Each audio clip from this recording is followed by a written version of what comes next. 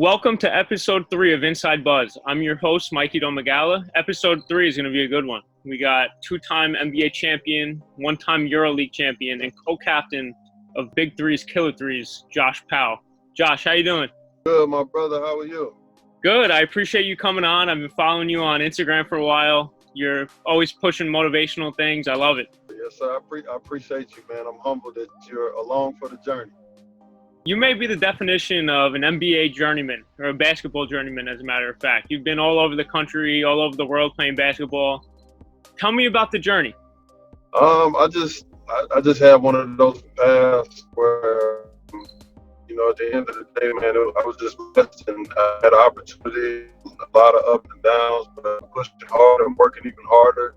And, I didn't allow things to stop. I was thankful that God continued to use me in the way that he did. What was the most appealing part about the Big Three when you first heard about it? What made you join?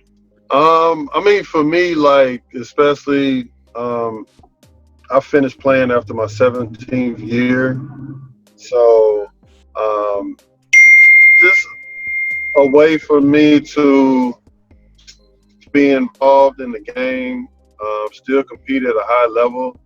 It's a new league, and just being a part of something, especially as getting off the ground, and the fact that you're able to play in the States again, and be around family and loved ones and things like that, man. I just had so many different reasons as to why I was very intrigued about the Big Three league.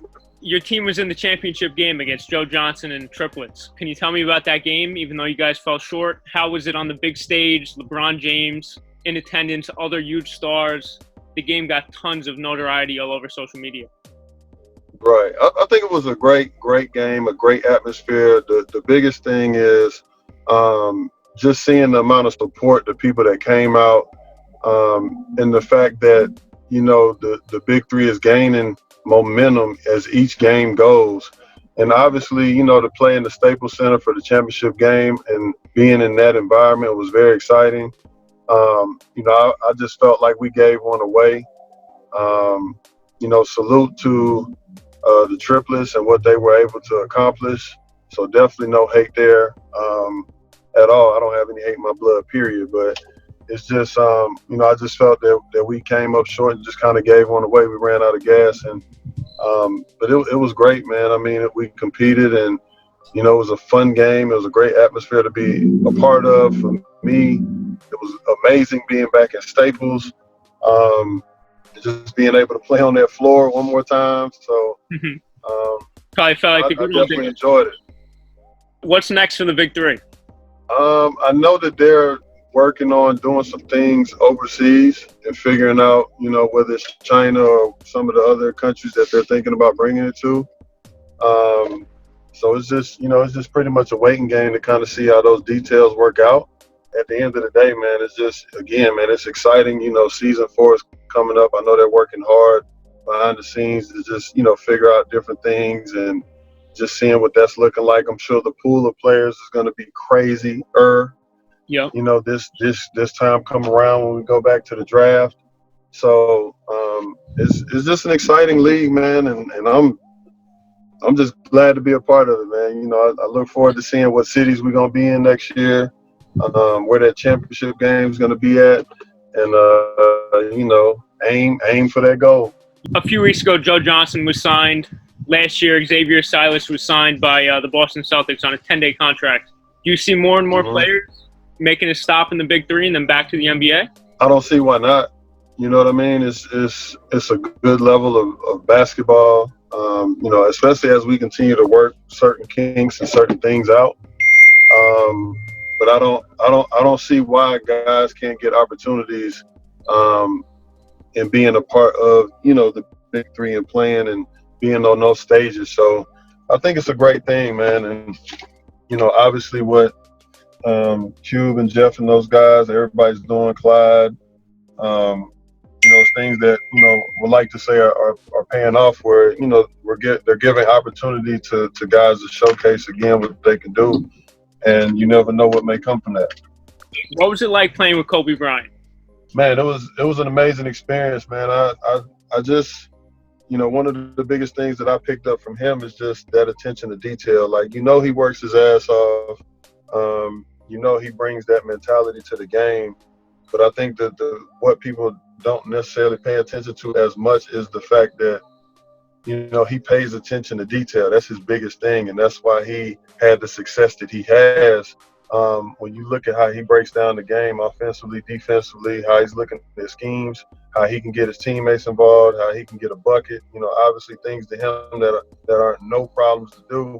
But the reason behind that success is his knowledge of the game, you know what I mean? And how he attacks and how he looks at the game of basketball. So, these are some of the things, man, that I learned and I picked up, from just being in that type of pedigree of basketball and around those players and around a head coach like Phil Jackson and that staff that they had, that just helps you elevate your game to another level. Now, to tie Kobe into the Big Three, if he were to join the Big Three, what would that mean for the league, and how would he do? Would he kill the game, dropping 50 of 50 points? He's one of those guys you wouldn't put it past him to drop a whole 50. I think it'll be great though, man. It's different because, you got half court basketball. A lot of people think it's a lot easier than what it looks like, man, but you're on an island. You know what I mean? Like, you got to be able to defend. It's only 3 of y'all out there. That floor is a lot bigger. It's a lot more spread out. So you got to be able to do, you got to be able to do a couple of things right outside of just scoring the basketball. Gotcha. No, I don't want to make this all about Kobe, but every former teammate of Kobe's got a story, whether it's good, bad, crazy, or something. You got anything for me? Anything juicy that you remember from playing with Kobe? Shit, I think y'all done heard them all, from the going out and drinking and being up all night to knocking on the doors at 4 a.m. to, being the first one in. I mean, I know one summer I spent working out with him at 4 a.m. and, that was a great experience. The things that I learned, I mean, just first of all, getting up at that time in the morning to go work on your craft just shows a different level of dedication and hunger and passion for the game. So, before I started doing that with him, it's crazy because I was actually doing like 6 a.m. workouts. You know what I'm saying? So, I'm thinking I'm doing my thing, but shit, man, when I was on the court with him, man, we was in that thing at 4. I think hear so many of the stories and from different players, from teammates, from everybody else, man. I don't have nothing different. It's just great to have been, obviously it's great to play against him and just be on the floor with him, but it's also great to play with him and be on the floor with him and just, be a part of that greatness, man. And I was very thankful for those 2 years. Now, out of those championship teams, who do you still keep in contact with? You still keep in contact with Lamar? He's been in the media a lot. Yeah, he has. I mean, yeah, Lamar, Shannon, DJ Mabanga. I mean, you just run across guys here and there. And it's, it's always good to catch up. Still, some of the trainers and even the equipment guy that you see, is like, you get a chance to kind of connect and vibe with so many different people in those years. But everybody, families and kids and all over the place. So, when you can catch up with people, it's cool. How would one of those championship teams do today? Would they be in the running for a championship? I think we can play in today's game. I don't see anything that's different because we had to. I mean, you got to think, man. Phoenix was that team that everybody is now. Back then, and they were doing that with a Hall of Fame point guard. And then you got the Matrix. You got Stoudemire. You got guys like Barbosa coming off the bench. I mean, it was just nonstop. They're putting up 100-something a night. So it's not like it wasn't a few teams doing that. But I just felt like, we were one of those teams, man. We had different lineups, different ways we can not only attack you, but different ways of defending as well. So, that's why we were so dangerous for those 2 years. As your teammates with Kobe, would he ever bring up Shaq much and his beef with him at the time? Would he ever go, "Oh, you're not working out, you like Shaq"? Would he ever lay that out there? I didn't get that, but internally within himself, obviously the comments that he made after the 4th one and then with the 5th one, you know, for him personally, he has his own mental games he plays within himself. But I think for us, he was just locked in, especially after, you know, how things turned out against Boston. So he was just locked in and trying to, you know, get things going. You've played in so many different leagues across so many different countries. To name a few, obviously you've been in the NBA, you've played in Russia, Korea, Italy, Argentina, Puerto Rico, and so on. How was that journey, and how was learning all those languages and stuff like that? Amazing journey, and I'm very thankful that I had the opportunity to travel the world the way that I did, be a part of so many different traditions and cultures. I, you know, was able to pick up a couple of languages, just things that again helped me on a deeper level, just as a person, as far as my development and my growth spiritually and everything else. I just, you know, it just does something different, man, when you're able to travel the world. And I was able to travel the world and doing something that I love to do.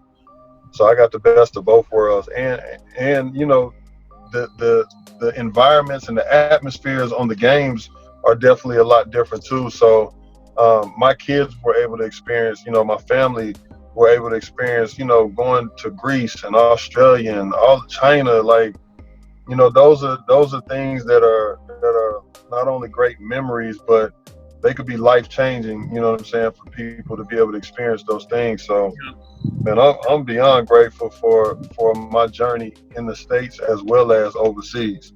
In 2009, you founded 21 Reasons to Give, a platform that provides outreach and resources to children and people in the urban community. Tell me more about that and some recent events and stuff you've held for it. So the foundation, I came up with something where I wanted to be able to touch people all over and not just focus on one thing in particular. So that's why it's 21 Reasons to Give with 21 different principles.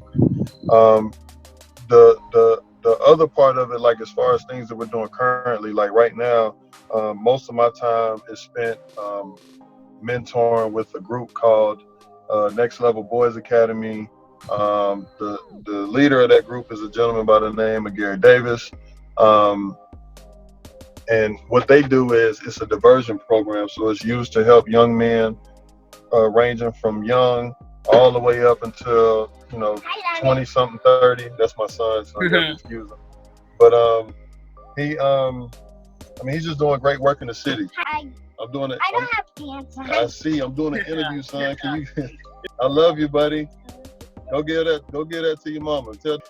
But sorry about it. No, it's all good. Don't worry about it. But he's you know, the work that he's doing, like we just went into a school today and was talking to these kids and just this environment, man. But there's just a lot of things that he's doing in the city, and I'm real passionate about his movement and what he's doing. So just trying to help in any way I can to be a part of it, man. But we've been able to do all kind of things, from camps to speaking engagements to feeding families to Christmases to back to school drives to some of the biggest things I used to do was like Dream Night at Zoo Atlanta, where I rented out the zoo for 3 to 4 hours for terminally ill kids and their families, providing them with a way to, you know, get out of the hospital, you know, enjoy a night of being a child and not about the doctors, the medicines, and the things like that. You know, man, just things that are passionate to my heart, man. I know how I grew up. I know the things that I went through, and I'm just beyond grateful that I have the chance to use my platform to be able to do those types of things. And it's even better when I get to bring my kids along for the ride, you know, to be able to show them those things so that they're humble and that they're, you know, making sure that they're, you know, doing the right things in life as young men and as young women. You know what I'm saying? So these are the types of things that also help them to learn and give them some good life tools as they get older and progress in the world. So Josh, where's the foundation based out of? It's in Atlanta, but we've done things everywhere and internationally too. I was just telling a story to Gary today when I was with him, that when I was in Venezuela, for example, they have the riots and the different things that are going on out there. And, I went into like a village one time, man, and I took like a whole bunch of money in cash, but went to the grocery store, like got groceries, got water, got supplies, medicines, all kind of stuff to give back into this village. And it's just humbling experiences like that to see, kids or see, what these parents and other families are going through, man. Like, when we think we're struggling, man, and then you have 9-10-year-old kids that don't have clothes on their bodies. They're naked. They're sleeping in shells, basically. No furniture, just floors. And you know what I'm saying? Like, those things are really humbling, man. So I'm just trying to do my purpose. I feel like my purpose is to serve people and serve communities. That's something that I'm passionate about, something that God has put heavily on my heart. So, it's something that I definitely am doing. Back to a basketball question. You were in Houston as a player for a year, I think, and then you were on the coaching staff. What do you expect from James Harden, Russell Westbrook, and the Rockets this season? They're always going to be top 3 offensively and just an exciting brand of basketball. The thing with Houston is, even when I was there, is can we get over that hump?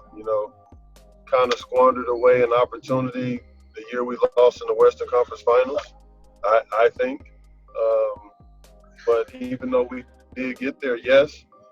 But I still think that we could have got to the finals, and then anything would have been possible. You know what I'm saying? That was our championship series playing against that team, and obviously, the team that came out is the team that won it. So,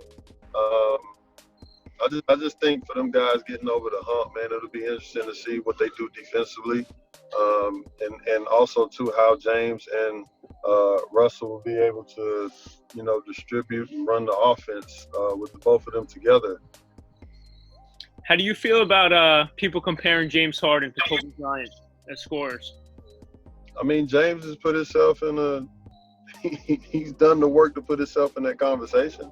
Kobe doing something for years and years, I just think it'll be exciting to see once James, when it's all said and done. But I mean, he's an unbelievable offensive weapon.